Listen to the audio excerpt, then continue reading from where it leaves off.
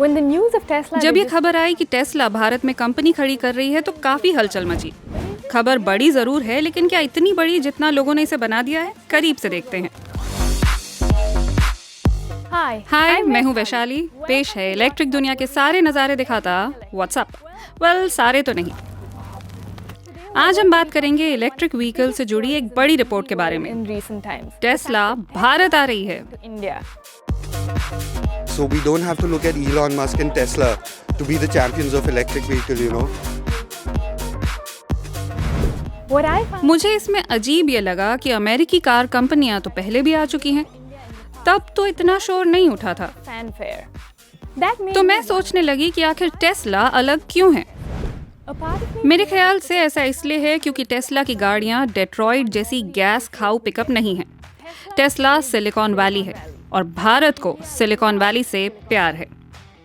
और फिर वो शख्स भी तो है, टेस्ला का हेड, जो चाहे अनचाहे घर घर मशहूर है। लोगों से अमेरिकी ऑटोमोबाइल टाइकूनों के नाम पूछो तो वो झट से दो नाम बता देंगे, हेनरी फोर्ड और इलॉन मस्क। इलॉन मस्क एक बहुत अच्छा बिजनेसमैन है और उसकी सोच बहुत अलग है और वो लोगों के लिए काफ़ी सोचते हैं, लोगों की हेल्प करते हैं और उनकी कंपनी भी बहुत अच्छी है। तो इलॉन मस्क की छवि एक परोपकारी टेक दिग्गज की है, लेकिन भारत में इस वक्त इलेक्ट्रिक व्हीकल्स में इतनी दिलचस्पी क्यों होने लगी है? पूरी दुनिया इलेक्ट्रिक हुई जा रही है, तो भारत भी कहाँ अलग है? और यहाँ पॉल्यूशन भी तो एक बड़ी समस्या है।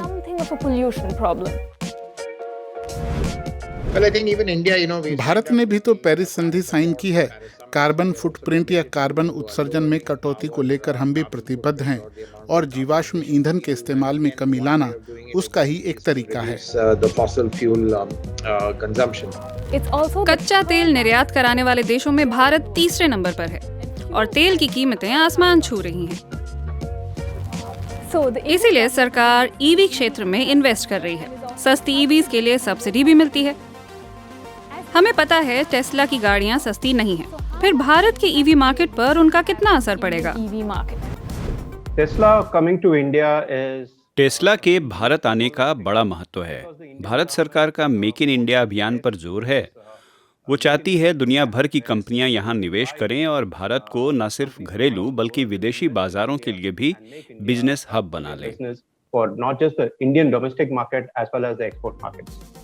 विदेशी कंपनियों के लिए भारत में निवेश का ये एक सिग्नल है। टेस्ला भी आ गई तो इकोनॉमी के वारे न्यारे समझो। लेकिन भारत के ऑटोमोटिव बाजार में टेस्ला कहाँ फिट होती है?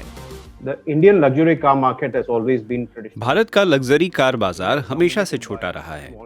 यहाँ छोटी मीडियम कारें चलती हैं और आजकल एसयूवी। यहाँ 40,000 से ज्यादा लग्जरी कारें कभी नहीं बनी।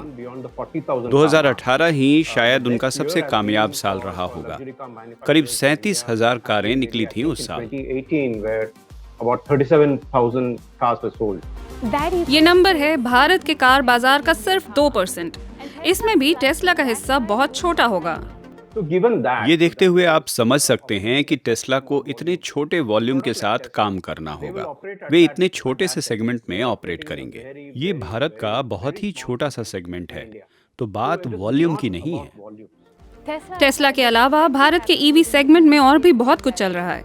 एथर एनर्जी और ओला इलेक्ट्रिक जैसे निर्माता इलेक्ट्रिक दोपहिया वाहनों में बढ़त लेना चाहते हैं। भारत की महिंद्रा ने कुछ साल पहले रीवा इलेक्ट्रिक कार कंपनी को खरीद लिया था। अब तो जोर ईवी की घर घर डिलीवरी पर है। और जब बात आती है पूरी तरह से घर में तैयार ई व्हीकल्स की, तो नाम आता है टाटा मोटर्स का। देश की आजादी से 2 साल पहले 1945 में टाटा मोटर्स की शुरुआत लोकोमोटिव कंपनी के रूप में हुई थी। लेकिन 1980 के दशक के आखिरी सालों में मर्सिडीज बेंज से उनका करार हुआ और वो बसें और ट्रक बनाने लगे।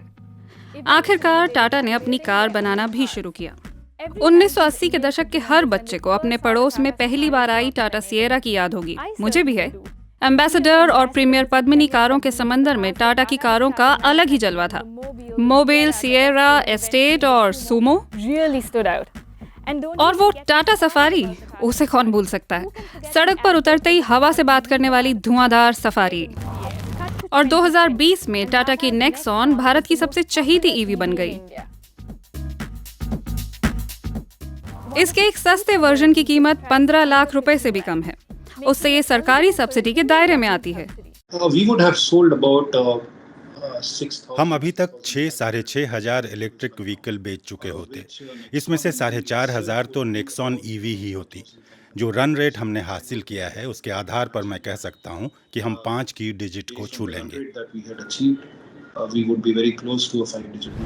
नेक्सॉन ईवी की परफॉर्मेंस काफी अच्छी है, बावजूद इसके लोगों की ईवी को लेकर कुछ चिंताएं हैं। मुझे लगता है कि ऊर्जा के ये वैकल्पिक स्रोत, सौर ऊर्जा, ये सब सही हैं, होने चाहिए, बस एक प्रैक्टिकल समस्या है। भारत में इंफ्रास्ट्रक्चर पर काफ़ी निवेश करना पड़ेगा, क्योंकि मुझे लगता है इलेक्ट्रिक गाड़ियों को चार्ज करने के लिए चार्जिंग बूथ नहीं है। जब तक वो नहीं लगेंगे बहुत दिक्कत आएगी। यहाँ मामला दिलचस्प होने लगता है। अभी तक हम टाटा मोटर्स की बात कर रहे थे, लेकिन टाटा समूह का मतलब सिर्फ कार नहीं है। कंपनी इतनी धाकड़ है कि उसने 2005 में नारायण कार्तिकेयन को फॉर्मूला 1 में पहला भारतीय ड्राइवर बनवाने में मदद की। तब टाटा कम्युनिकेशन ही प्रमुख स्पॉन्सर हुआ करता था। लेकिन कार और रेसिंग छोड़िए, टाटा तो हर कहीं है। टाटा नमक, चाय, घड़ियां और गहने जेवरात बनाती है। खुद की एयरलाइन कंपनी है और पूरे भारत में लग्जरी होटल चेन भी। टाटा इलेक्ट्रॉनिक्स से लेकर किराना तक हर व्यापार में है। लेकिन विस्तार की इस कहानी में सबसे अहम है कंपनी की 2 शाखाएं। टाटा पावर देश की सबसे बड़ी ऊर्जा उत्पादन कंपनियों में से एक है और टाटा केमिकल्स लिथियम आयन बैटरियां बनाती है। लेकिन ईवी में end to end service provider बनने के लिए टाटा का प्लान क्या है? हमने उन शहरों को साफ तौर पर चिन्हित कर लिया है जहां हम ये चार्जर ज्यादा से ज्यादा लगाएंगे। हमने हाईवे भी चुन लिए हैं, हाई डिमांड वाले शहरों के आसपास शहरों और कस्बों को जोड़ने के लिए। हम फास्ट चार्जरों के जरिए सभी हाईवेज को जोड़ना चाहते हैं। जहां तक टाटा केमिकल्स की बात है, वो न सिर्फ सेल निर्माण बल्कि रिसाइकलिंग के तरीके भी खंगाल रही है।